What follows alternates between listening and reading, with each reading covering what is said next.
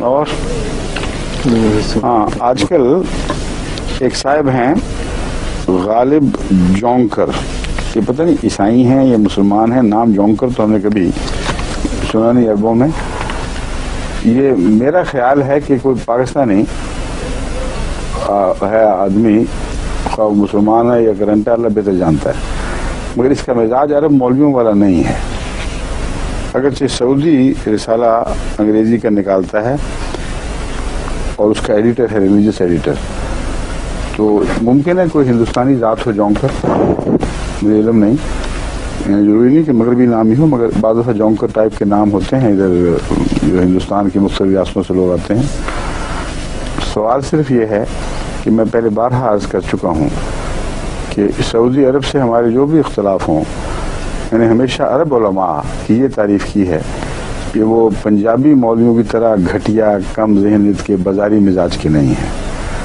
اس لیے بسا اوقات ایسا ہوا کہ امام مدینہ کو خاص طور پر جب انگلستان بلایا گیا اور ان مولویوں نے ان کے کان بھرے اور توقع کی کہ اسی طرح وہ بھی گند بکیں، تو انہوں نے کلیتاً پرہیز کیا ہے. جماعت کی مخالفت میں بیان دیا، شریفانہ زبان، صاف ستھری زبان، اور ان کا احترام اس لحاظ سے میرے دل میں ہے اور ہمیشہ رہے گا.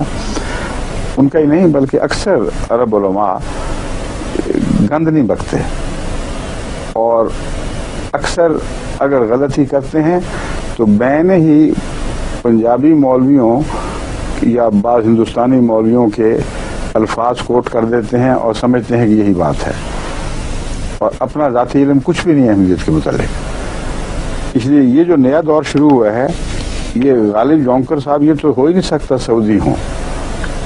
ان کو تو سعودی کی طرح سے مار پڑنی چاہیے کہ تم نے ہمارے قومی کردار کو کیوں مجروح شروع کر دیا، کیوں ایسی بکواس شروع کر دی ہے جس کی کوئی حقیقت نہیں ہے اور جس کا ہماری روایات سے تعلق نہیں ہے. یہ روایات سے وہ تعلق تو نہیں، لیکن ان کا ایک ادارہ ہے رابطہ عالم اسلامی، وہ اس میں پاکستانی مولانا بھی بہت سے نوکر رکھے ہوئے ہیں. آج کل ان کا سربراہ غالباً راجہ ظفر الحق ہے، اور معلوم ہوتا ہے کہ وہی گندا مزاج اب ان کے روایات میں داخل کیا جا رہا ہے. پہلے بھی میں نے ذکر کیا تھا احمدیت کے خلاف بےہودہ سرائی کی گئی تھی. اب ایک الفاظ، ایک ٹائٹل سنے نعوذ باللہ من ذالک، مرزاز کرسڈ اور cursed death in the toilet. اب یہ احسان اللہ ظہیر جو بڑے بد انجام کو پہنچا تھا، ایسا بم سے اڑ گیا کہ اس کا کچھ پتہ نہ لگا کیا ہوا اس کے ساتھ، پرزے اڑ گئے تھے اس کی بدبخت کی کتاب ہے، اور انجام ہی کے ساتھ تعلق تھا، اس کا اپنا انجام دیکھ لیجئے کیا ہوا تھا. اور وہ جھوٹ دہرایا جا رہا ہے جس کا بار بار ہم جواب دے چکے ہیں. میں سمجھ رہا ہوں کہ سعودی عرب کے جو بھی ہمارے بعض میرے جو روزانہ کے 1 گھنٹے کے پروگرام ہیں، مجھے معتبر ذرائع سے معلوم ہوا ہے کہ مدینے میں بھی اور مکے میں بھی بعض اہل علم سنتے ہیں اور ریکارڈ کرتے ہیں. اور ایک شخص نے مجھ سے بیان کیا جنہوں نے ان میں سے کسی سے، ان کے قریبی سے بات سنی تھی، کہ انہوں نے پوچھا تو انہوں نے کہا کہ ہم تو سنتے ہیں اور ہمیں اسلام کے خلاف اس میں کوئی بات دکھائی نہیں دیتی. یعنی ایسی بات کہ نعوذ باللہ من ذالک اسلام کی مخالفت میں یا اسلام میں فساد پھیلانے کے لیے کی گئی ہو اور جس کا ہم پر جواب فرض ہو. تو یہ ان شرفاء عرب علماء کا حال ہے. یہ جونکر ہے، یہ جونک کی طرح آج کل جماعت کو چمٹا ہوا ہے، اور خون چوسنے کے سوا اس کا کوئی مقصد نہیں، لیکن بڑے ہی گندے ذہنیت کا انسان معلوم ہوتا ہے. کوئی عنوان دیکھیں، مرزاز cursed death in the toilet. اب یہ cursed death in the toilet کا قصہ میں پہلے بھی بیان کر چکا ہوں کئی دفعہ. واقعہ یہ ہے کہ حضرت اقدس مسیح موعود علیہ السلام کا مولوی ثناء اللہ سے ایک مناظرہ ہوا تھا. اس مناظرے میں حضرت مسیح موعود علیہ السلام نے فرمایا کہ حضرت مسیح علیہ السلام کی بہت بڑی عمر تھی اس وقت، اور مولوی ثناء اللہ آج کل کی عمر کا نوجوان، اب یہ جرأت دیکھیں اور حیرت انگیز ایمان دیکھیں کہ اس معمر عمر کے بزرگ ایک نوجوان کو یہ کہتے ہیں کہ اگر تم کہتے ہو کہ میں جھوٹا ہوں تو مبالغہ کر لو، اور میں کہتا ہوں کہ سچے کی زندگی میں جھوٹا مارا جائے گا۔ مبالغے میں وہ تیار نہ ہوئے، ہزار عذر پیش کر کے جان چھڑائی۔ آخر حضرت مسیح موعود علیہ السلام نے فرمایا کہ اچھا پھر یوں حل کرتے ہیں، میں تمہارے لیے تم پر ایک بددعا کرتا ہوں، تم اسے شائع کرو لیکن اپنا جواب صاف لکھ دینا تاکہ دنیا کو پتہ چلے کہ کیا طے ہوا ہے آپس میں۔ آخری بات تمہاری ہے، جو تم کہو گے اس کے مطابق پھر بات ہوگی۔ تمہیں اختیار میں دیتا ہوں کہ میری یہ پیشکش ہے، اگر تمہیں منظور نہیں تو لکھ دو کہ منظور نہیں ہے، اور اگر منظور ہے تو بتاؤ کس شکل میں منظور ہے۔ یہ خطوں کی دعوت چھپی ہی میں پہلے بھی دکھا چکا ہوں ساری عبارت، اور یہ جونکر صاحب کو نہیں پتا، کہ پتہ ہے تو جیسا کہ جھوٹے لوگوں کی عادت ہے، ایک ہاتھ رکھ دیتے ہیں سچی بات پر اور جھوٹی بات اچھالتے ہیں۔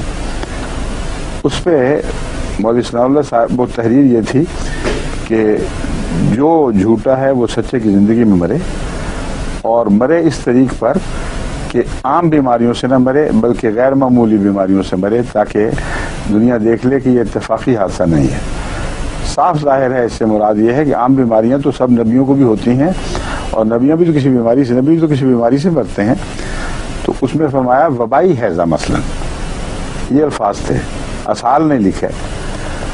اور اسال کے متعلق یہی مولوی جس کے میں عبارتیں پڑھ چکا ہوں بڑے تمسخر اور مذاق سے بار بار کہتا ہے اسال کی بہت بیماری رہی، بڑی لمبا عرصہ اسال کی بیماری تھی، اس میں بھی افہیم کام آتی ہے۔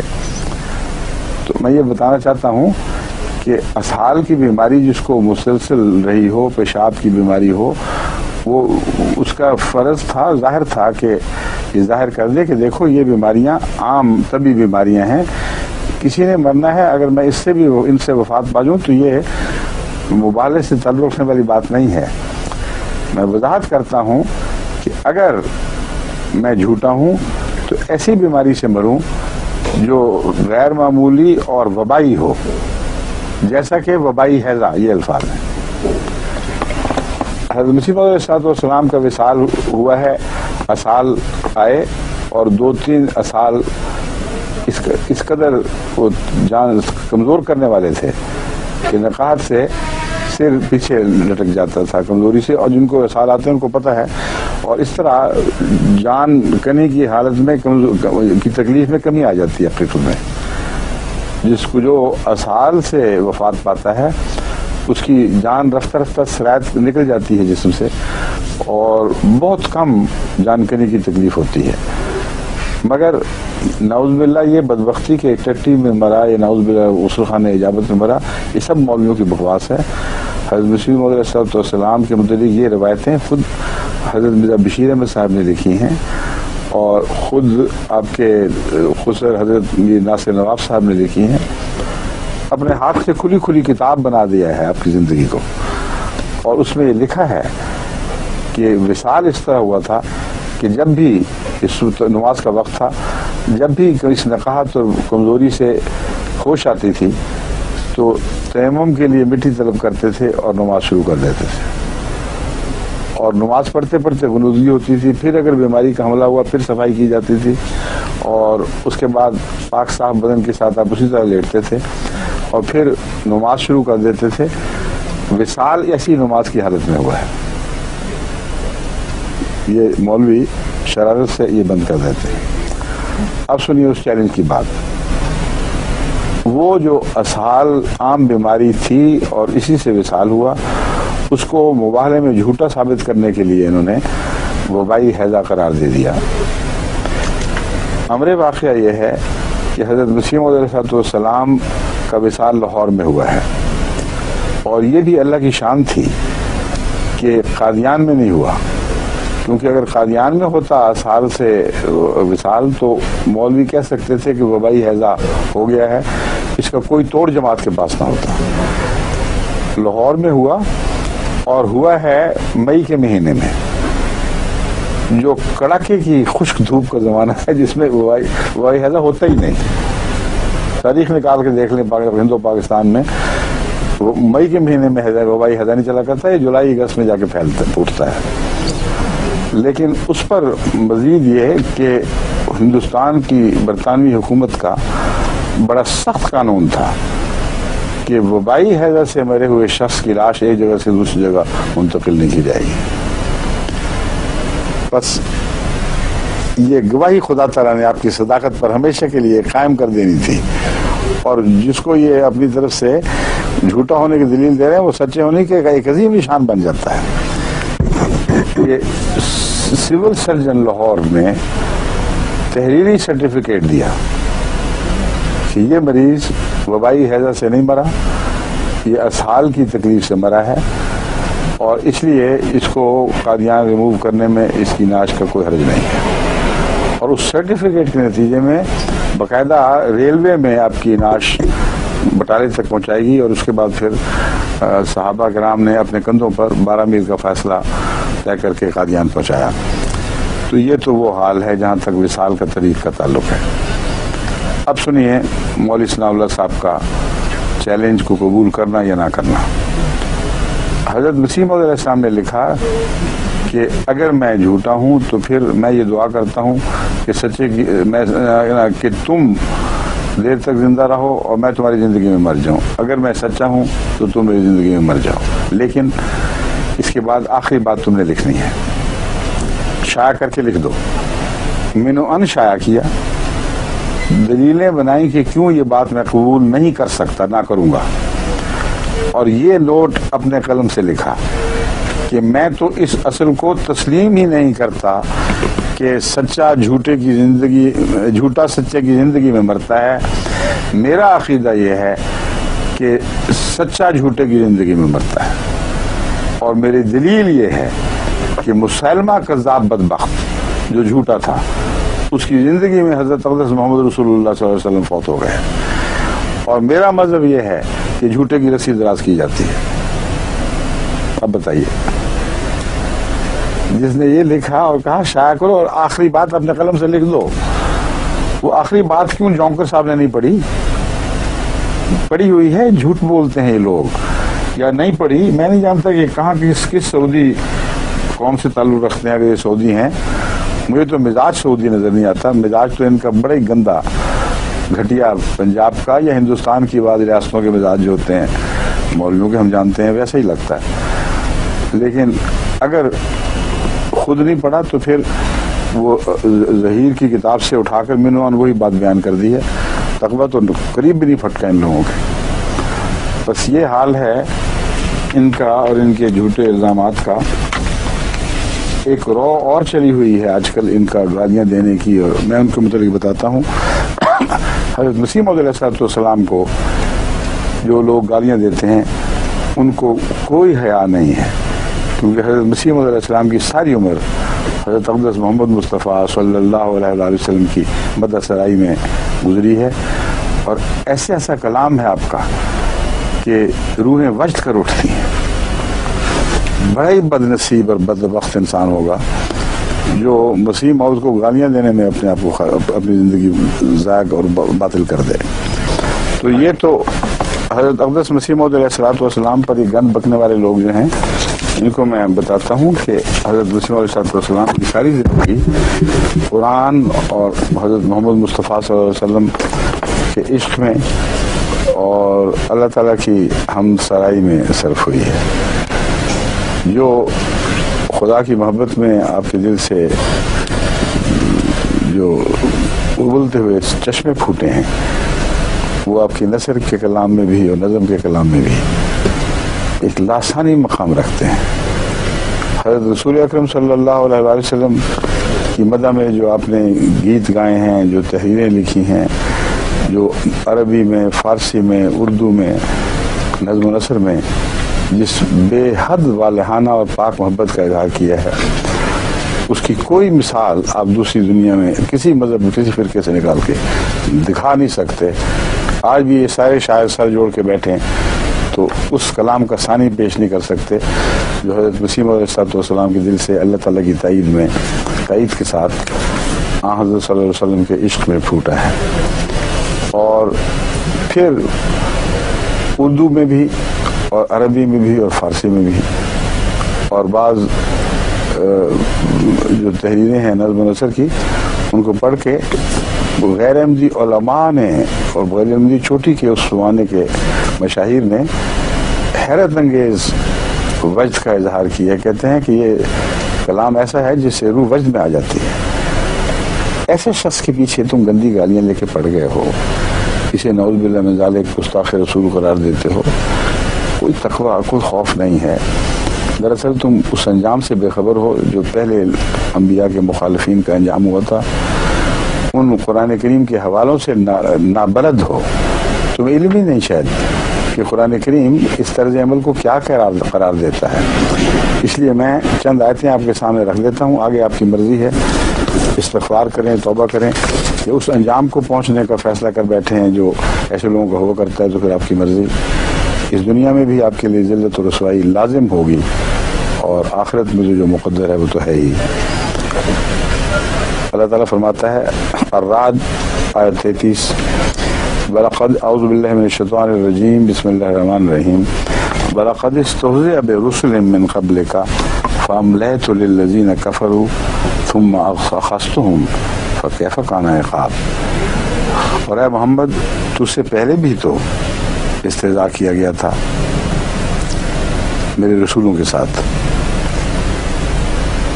بس وہ لوگ جنہوں نے انکار کیا تھا انہیں کچھ عرصے کے لیے میں نے ڈھیل دی, مگر پھر میں نے انہیں پکڑ لیا, اور دیکھو میری کیسی سخت پکڑ تھی. وہ پکڑ کیسی سخت تھی جو خدا کی طرف سے آئی تھی. یہ وہ ہے قرآن کریم کا انذار. اگر ان سے بے خبر تھے, ان کو خیال نہیں آتا پاک لوگوں کی تجلیل کرنے کی کوشش میں, تو میں یاد دلا دیتا ہوں. وَلَقَدِ اسْتُهْزِئَ بِرُسُلٍ مِّن قَبْلِكَ وَحَاقَ بِالَّذِينَ سَخِرُوا مِنْهُم مَّا كَانُوا بِهِ يَسْتَهْزِئُونَ. اور تجھ سے پہلے جو رسول گزرے ہیں ان سے بھی ہنسی کی گئی تھی. نتیجہ یہ ہوا کہ ان میں سے جنہوں نے ہنسی کی تھی انہیں اسی عذاب نے آ گھیرا جس سے وہ ہنسی کر رہے تھے. جونکر صاحب کو میں یہ بھی ابھی سب دنیا کو گواہ بنا کر بتا دیتا ہوں کہ ایسا واقعہ حضرت مسیح علیہ السلام کے معاملے میں بھی ایک بار نہیں بارہا ہو چکا ہے. ایک مولوی جو بڑی شوخیاں کیا کرتا تھا اور یہی بات دہرایا کرتا تھا بار بار کہ نعوذ باللہ من ذالک اپنے بدبخت الفاظ میں کہ مرزا نے ٹٹی میں جان دی تھی. وہ چلتے ہوئے ٹرینیوٹ کی بدرو میں جس کا اوپر سے ڈھکنا اٹھا ہوا تھا اس میں جا گرا اور سارے شہر کی ٹٹی میں ڈوب کے مرا ہے. اس کا انجام ہمیشہ کے لیے اس کے جھوٹے اور گندے ہونے پر گواہ بن گیا اور مسیح علیہ السلام کے حق میں آپ کی صداقت کی گواہی دے گیا. ایک برما میں مولوی ہوا کرتا تھا, اور وہ یہ اعلان, بڈھا مولوی لیکن کوئی خدا کا خوف نہیں, یہ اکثر کو ہوتا ہی نہیں ان کو. وہ اعلان کیا کرتا تھا کہ میں گواہ ہوں کہ مرزا صاحب ایک آنکھ سے کانے تھے, ان کی دائیں آنکھ نہیں تھی, بائیں آنکھ تھی صرف, اور جو دجال کانے کی خبر دی گئی ہے یہ وہی شخص تھا. حلف اٹھا کے رسول کے ممبر سے یہ اعلان کیا کرتا تھا. ہمارے احمدی جو وہاں تھے بعض مظلوم بہت کمزور, بڑا ان کا دل کرتا تھا. آخر انہوں نے دعا کی کہ اللہ تو ہی ہے جو اس بدبخت کو پکڑے. چنانچہ وہ ایک دفعہ اس کی دائیں آنکھ میں تکلیف ہوئی, وہ ڈاکٹر کے پاس دوائی دلوانے گیا. وہاں ایک دوائی ہوا کرتی تھی کاسٹک سوڈا, وہ بھی اس کو کوئی محلول اس کا آنکھ میں ڈالا کرتے تھے. اور ایک کاسٹک اصل تیزابی چیز ہے یا وہ ہے الکلی کا محلول مجھے یاد نہیں, لیکن بہت ہی خطرناک اور تیز زہر ہے جو آنکھ وغیرہ کو ایک دم گھولا دیتا ہے فوراً. تو کمپاؤنڈر نے غلطی سے وہ زہریلا کاسٹک دے دیا, اور وہ جب آنکھ میں پڑا ہے تو یوں آنکھ پگھلی ہے اس کے زیر اثر سے. اس قدر چیخیں ماری ہیں مولوی نے کہ اس کہتے ہیں کہ اس کی طرف اس کو دیکھی نہیں جاتی تھی, مگر جو کچھ کرنا تھا ڈاکٹر نے کیا. اس آنکھ کو بچا نہیں سکے, اس کی وجہ وہ گڑا پڑ گیا, اور ہمیشہ کے لیے وہ اس کانی آنکھ اس پر لعنت ڈالتی رہی, آخر وقت تک اسی آنکھ کے ساتھ مرا ہے. تو یہ واقعات تو ہم نے بارہا دیکھے ہیں, اس کثرت سے ہیں کہ ان پر میرا خیال ہے اب کیا وقت ہے کہ کتابیں لکھنی چاہیے آج کل بھی, مختلف زبانوں میں اس کے ترجمے کروانے چاہیے. اور ربا والے سن رہے ہیں, میں ان کو نصیحت کرتا ہوں کہ مستند واقعات ہمارے دور میں بھی بہت ہوئے ہیں, میں نے وقف جدید کے زمانے میں بھی ایک دفعہ ریکارڈ شروع کروائے تھے، احمدیوں پر ظلم کرنے والوں کے بد انجام، اور جیسا کہ وہ احمدی کو صف میں لپیٹ کر جلا کر دھواں دینے والے کو کا سارا خاندان بس کے حادثے میں جل کے مرا ہے، اور اخباروں میں یہ سرخی چھپی کہ وہ جل کے مر گئے، حادثے کی ٹکر سے نہیں مرے بلکہ آگ سے مرے ہیں۔ تو ایسے واقعات اس کثرت سے موجود ہیں جن کی سند موجود ہے۔ میں نے تو اس زمانے میں مجھے یاد ہے کہ آدمی بھجوا کر غیر احمدی جو اس زمانے کے اس علاقے کے بڑے بڑے لوگ تھے ان سے بھی تصدیقیں کروائی تھیں، شاید وہ ریکارڈ وقف جدید میں محفوظ ہو، اگر وہ مل جائے، ورنہ اس کے علاوہ بھی بہت پھیلا پڑا ہے۔ جماعت پاکستان کو چاہیے کہ اب وہ سارے واقعات نکال کر ان کو شائع کرے، تاکہ کچھ جو شریف النفس لوگ ہیں ہر جگہ ان کو ہدایت ہو، ان کو خدا کا خوف پیدا ہو، کیونکہ انبیاء جو خدا کی طرف سے آتے ہیں، خواہ وہ غیر شرعی ہوں خواہ وہ امتی ہوں، ان کی بنیادی حیثیت نبی ہی کی ہے، اور اس پہلو سے اللہ ان کی غیرت دکھاتا ہے۔ ان کے مخالفین کو جہاں ذلتناک اور عبرتناک انجام تک پہنچاتا ہے، وہاں ان کی تائید کرنے والوں اور مظلوموں کے حق میں بڑے بڑے نشان بھی دکھاتا ہے۔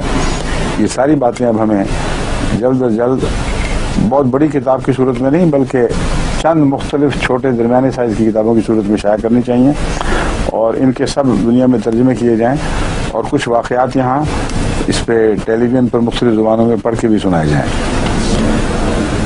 پھر اللہ تعالیٰ فرماتا ہے وَمَا يَأْتِيهِم مِّن نَبِيٍّ إِلَّا كَانُوا بِهِ يَسْتَهْزِئُونَ، کہ ایسے لوگ ہیں کہ جب بھی ان کے پاس نبی آئے ضرور تمسخر کرتے ہیں۔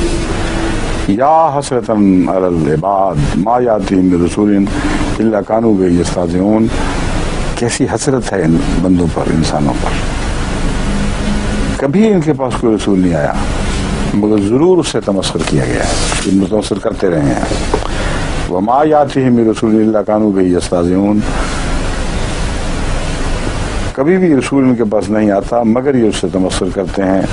کذالک نسلکہ فی قلوب المجرمین، ہم اسی طرح مجرموں کے دل میں یہ بد کرداری اور یہ بد رجحان راسخ کر دیتے ہیں تاکہ ان کا گند خوب اچھل کر باہر آئے۔